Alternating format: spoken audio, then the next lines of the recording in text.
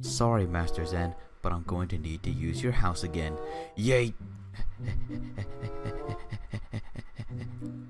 Huh? Why? Why is this here? If this was made in my honor, I am flattered.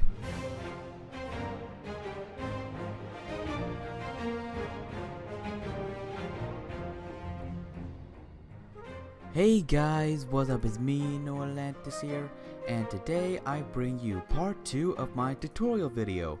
Now, I decided to make this because so much has been updated and there were questions left unanswered. And without further ado, let's begin.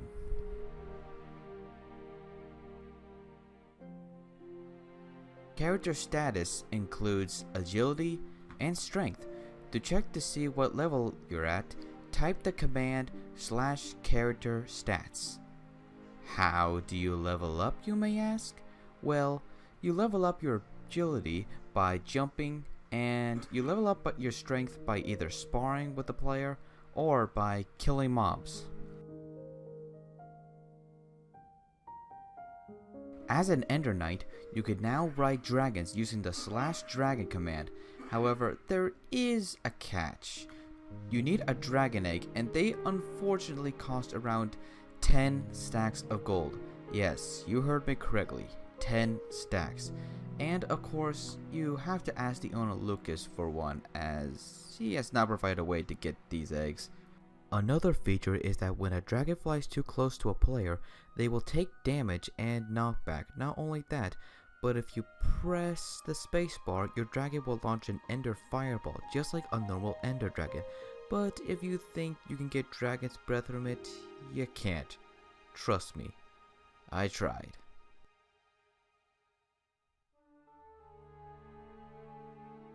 As many of you know, Lucas has added an enchantment update. For those of you who have lived under a rock, allow me to explain. The update removes anvil enchanting, meaning no more combining tools or weapons with enchanted books, but you can still combine enchanted items. Standard enchanting has been improved, so you don't need lapis to enchant stuff, which is a relief because lapis is impossible to get in Ardonia. A library human item has been added. What this is when a human gets an enchanted book, they can add enchantments to the library, so they can use that enchantment more than one time. How cool is that? Also, to get a library, you need to go fishing, and you'll eventually get one. There is a catch to this, however. This enchantment stuff applies to the human race, so no other race can enchant. Sorry guys, if you want something enchanted, you'll have to look for a human who'll be willing to enchant something for you. If you're looking for enchanted tables, I have seen one in Etheria, Hyperia, and in Crown Peak. One last thing, I should mention that do not, and under any circumstance, enchant an item with a book that shouldn't apply, like for example a sword with loyalty, because if you do, the enchantment will fail and you will lose both your tool and your enchantment book.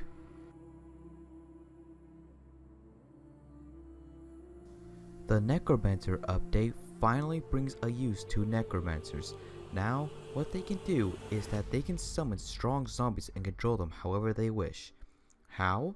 Well, Necromancers have to go to Mount Tempest off the coast of the Basalt Mines. There, they must go to an NPC and do a quest. Now, once you have done this quest, you will be rewarded with a Wither Skull. Now, with that Wither Skull, you can tell your zombie to either be passive or aggressive. You can even tell your zombies to go to a certain area. And Lucas did add a Necromancer boss, but I don't think he'll be adding that because it's very powerful.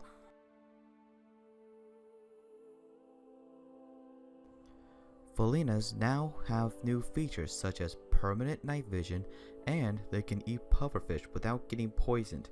However, you will still get hunger. But the most important feature is that they have the ability to climb any surface.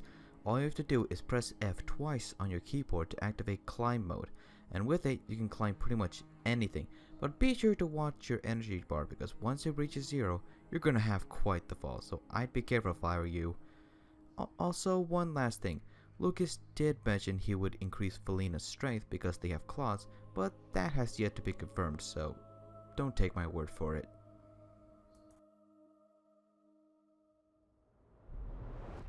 Now, I failed to mention this in my last video, but you need to buy a crate from Lucas when he comes on the server. When he does is unknown. But there are certain tiers to these crates that will increase your chances of getting a better song. A common crate will cost 1 stack of gold ingots. An uncommon crate will cost 2 stacks of gold ingots. A rare crate will cost 3 stacks of gold ingots. And a legendary crate will cost 4 stacks of gold ingots. There are many songs in the server. Lucas may add more in the future, but here are the songs that you can get. For Mobilium, there is Mobility Flash. This song teleports you in the direction you are facing. It will send you approximately 18 blocks in front of you. Mobility Leap. This song launches you 20 blocks in the air. It is mainly used for reaching high places. Mobility Burst. This song is like Mobilium, but when you ram into a player or an entity, it will send them flying. Mobility Bounce. This song launches you into the air, but when you right click, it will summon a temporary platform. And now for my personal favorite, Mobility Wings. This song allows you to fly, but if your song energy reaches 0, you will fall, so it's best to stay close to the ground. Also, do not fly at high speeds because if you run into an obstacle, you're as good as dead. Protisium. Protosphere. This song will summon a temporary sphere around you to protect you and only you from any form of attack. Protolock. This song will lock you in place, and when a player hits you, that player will be launched back and be temporarily blinded, giving you an advantage to strike your opponent down. Proto Heal. This song will heal you when you are injured, however it does not heal other people. Proto Barrier. This song will temporarily create a wall protecting you and your team. Proto Point. This song will generate a directional Protisium shield for Saporium. Sapporo Heal. This song will heal the player in front of you. Sapporo Spike. This song will summon a temporary spike from the ground, sending your enemies flying. Aggressium. Agrosphere. This song will launch a sphere at your opponent, but if it hits you or a nearby block, it will cause an explosion radiance, that of a charged creeper, meaning it can one-hit kill you, so be careful when using this song. Aggro Shard. This song will launch a barrage of shards at your opponent. Aggro Vortex. This song will pull your opponent towards you, plus the player will take damage as they are being pulled towards you. Aggro Beam. This song will launch a beam that stretches over 20 blocks so you can attack your opponent from a safe distance. Aggro Burst. If your opponent is charging at you, this song will push your opponent back, giving you time to counterattack.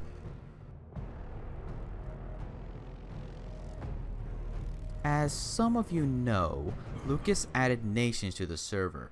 Your town can either join a nation or create one. The nations you can join are Concord, Felden, Hydrafell, Cydonia, and Northwind. However, to create a nation, you're going to need 1,000 gold ingots. That's 15.5 stacks, boys and girls.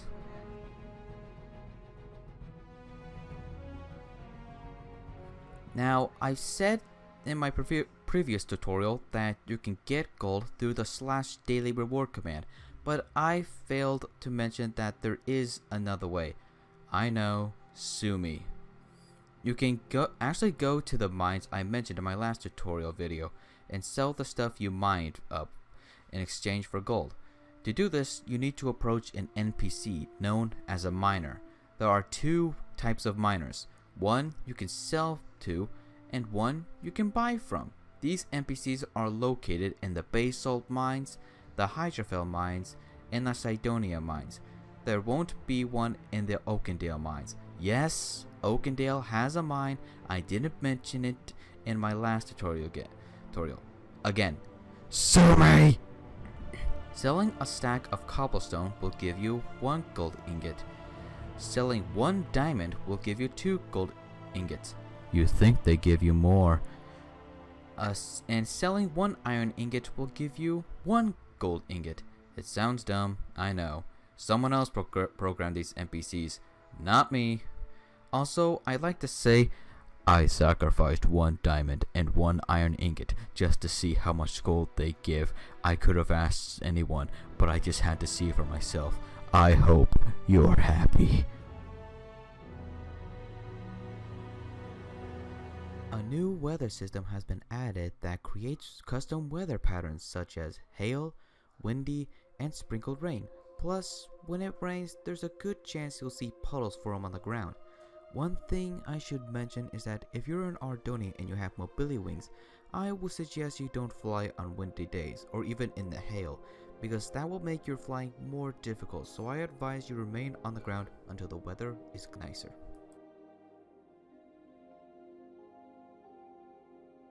Lucas has added new commands that may be of interest to you. Remember how you can sit by doing /sit? Well, he has added a few new commands such as /lay and /crawl. However, you can't move when you're in /crawl, as interesting as that would be.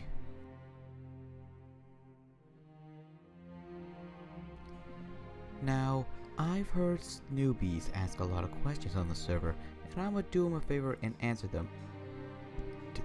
Dear God.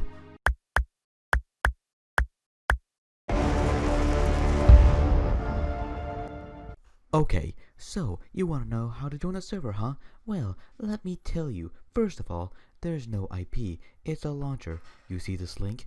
You see this beautiful, godforsaken link I put in each video relating to this server?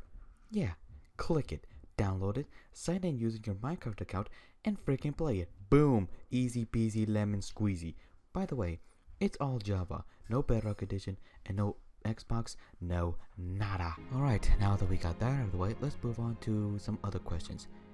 How do I get a saddle? Fishing. How do I get enchantment books? Fishing. How do I get name tags? Fishing. Can I craft armor? No, armor is disabled. How do I get food? First, you need to join a town. Then you need to either farm crops, breed animals, or go fishing. How do I join a town? Either ask a mayor to join a certain town or join one that are open to everyone, like Crown Peak for example. How do I claim a plot? Find plots that's for sale and type the command /plot claim. And if you have enough gold to buy it, you can get it. How do I leave the heart of Ardonia once I join the server? You can either look on the world map or wait for someone to help you escort to the nearest city, which is Crown Peak. How do I get a lead? That actually is a good question. Normally you need 4 strings and 1 slime ball, but slime balls are probably impossible to find. However, there is a swampy place in Ardonia where you could possibly find a slime. I've also heard that a player killed a slime in one of the mines, and to find string it's easy because you can literally go into any of the mines of Ardonia except the one in Oakendale, because mob spawn rates are increased in mines. Well, that just does about it for this tutorial. I hope you found this information useful, and if you did, be sure to hit that like button below and that subscribe button with your trident. It really helps me and the channel a lot. Again, thank you guys so much for watching, and I will see you guys in the next video. See ya!